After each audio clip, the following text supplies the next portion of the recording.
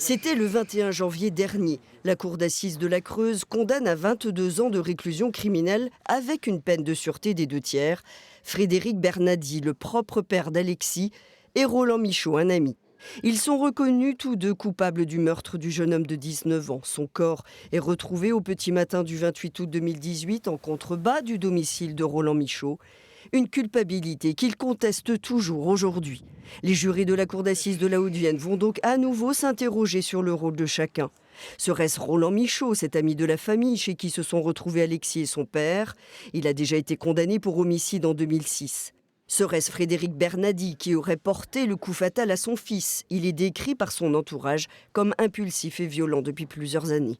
Il conteste totalement sa responsabilité. Premièrement, conteste le meurtre, évidemment, il n'a jamais eu l'intention de tuer son fils. Il conteste avoir porté des coups à celui-ci. Il n'a pas porté de coups à son fils. Il n'est donc pas responsable du décès de celui-ci. En première instance, Frédéric Bernadi déclarait cependant avoir vu son fils tomber à terre près de son véhicule. Des traces de sang sont d'ailleurs relevées sur ses vêtements. Il n'a pas mesuré l'état dans lequel son fils était. Sinon, évidemment, il ne l'aurait pas laissé.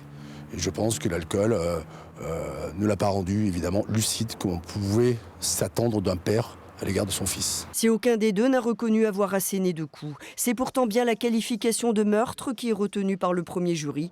Une intention de tuer qui sera donc à nouveau au cœur des débats de ce nouveau procès.